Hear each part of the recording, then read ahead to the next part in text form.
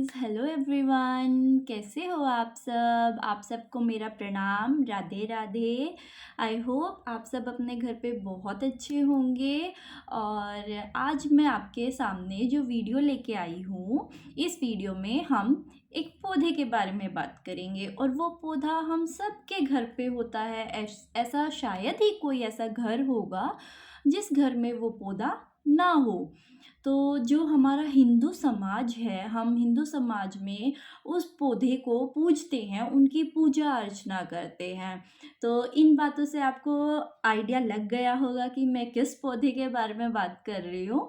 तो जिन्हें नहीं पता चला है तो मैं उन्हें बता देती हूँ। तो मैं जिस पौधे के बारे में बात कर रही हूँ वो पौधा है हमारा तुलसी। तुलसी माता का पौधा।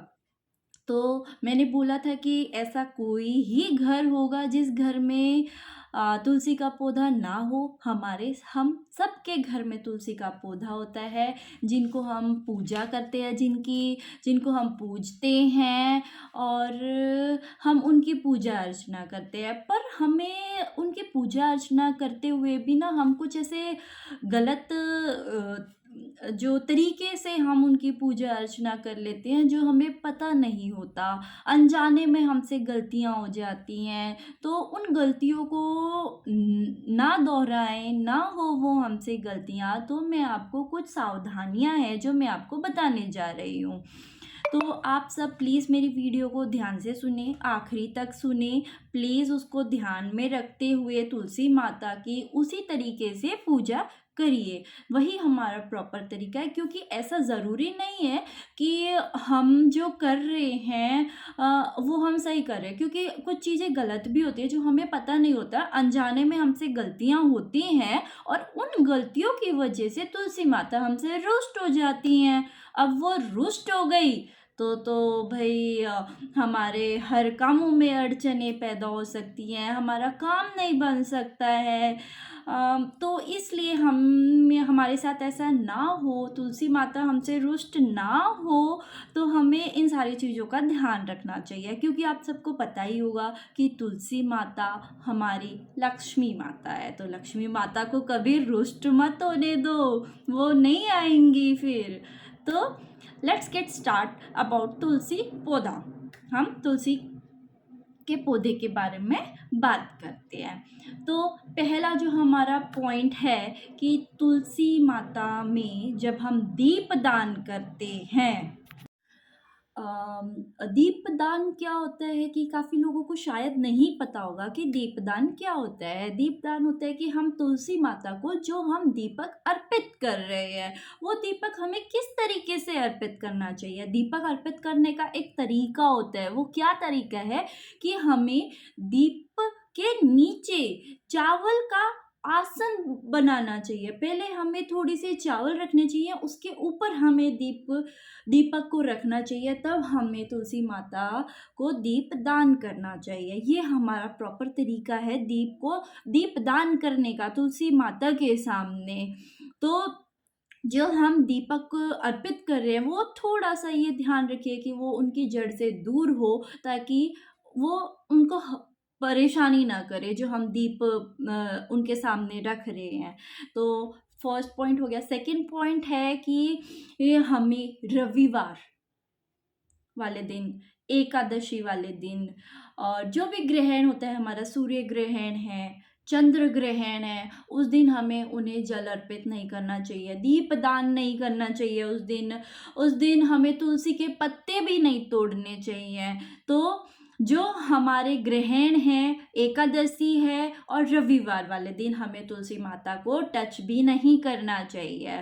थर्ड पॉइंट पे आते हैं। थर्ड पॉइंट है कि जब हम तुलसी माता के पत्ते तोड़ते हैं, तो तोड़ने से पहले हमें तुलसी माता के सामने हाथ जोड़कर उनसे आज्ञा मांगनी होती है। आज्ञा मांगनी चाहिए कि हे तुलसी माता, मुझे आपके पत्तों की ज़रूरत है और मुझे आज्ञा दो, मैं इन्हें ले सकूं।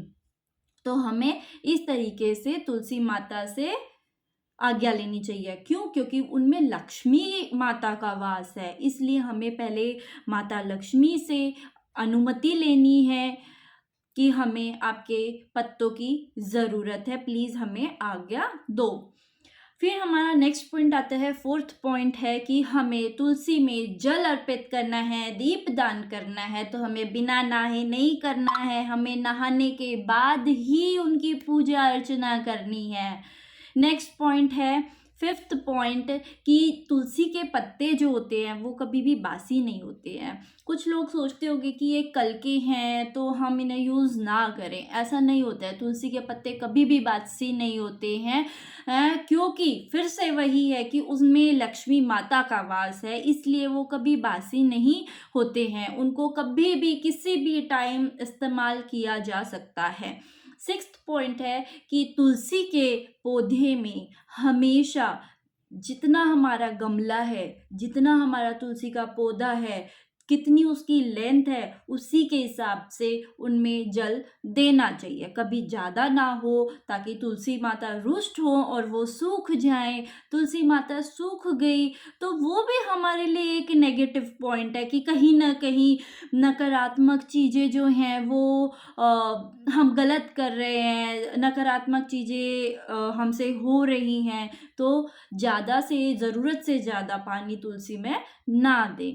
सेवेंथ पॉइंट है कि तुलसी के पौधे जब हम तोड़ते हैं तो उनको हमें नाखून से नहीं तोड़ना चाहिए। तुलसी के पौधे तोड़ते टाइम बहुत ही आराम से तोड़े कि पूरा तुलसी का पौधा ना हिले, आगे से तोड़े, एकदम टॉप जो होता है, टॉप वाला एरिया जो होता है वो तोड़े और नाखून से ना तोड़े, उनको बहुत ही प्यार से तोड़े। एट्थ पॉइंट आता है कि तुलसी के पौधे को आप जब अपने घर में लगा रहे हो वो किस दिन लगाना चाहिए। वैसे तो वो भगवान है, माता लक्ष्मी है, आप अपने घर में भगवान को किसी भी दिन लेके आ सकते हो, सब दिन शुभ होते हैं। बट अगर मैं कहूँ जो बहुत ही शुभ दिन होता है वो होता है गुरुवार का दिन। गुरुवार के दिन हमें तुलसी के पौधे को घर में लगाना चाहिए, वो हमारे लिए बहुत ही अच्छा होता है, हमारा प्लस पॉइंट होता है अगर इस दिन हम तुलसी के पौधे को लगा सके तो। नेक्स्ट पॉइंट है नाइन्थ पॉइंट कि हमारे घर में तुलसी का पौधा किस तरफ होना चाहिए, किस दिशा में होना चाहिए। तो तुलसी का पौधा हमारा उत्तर दिशा में होना चाहिए, ईशान दिशा में होना चाहिए।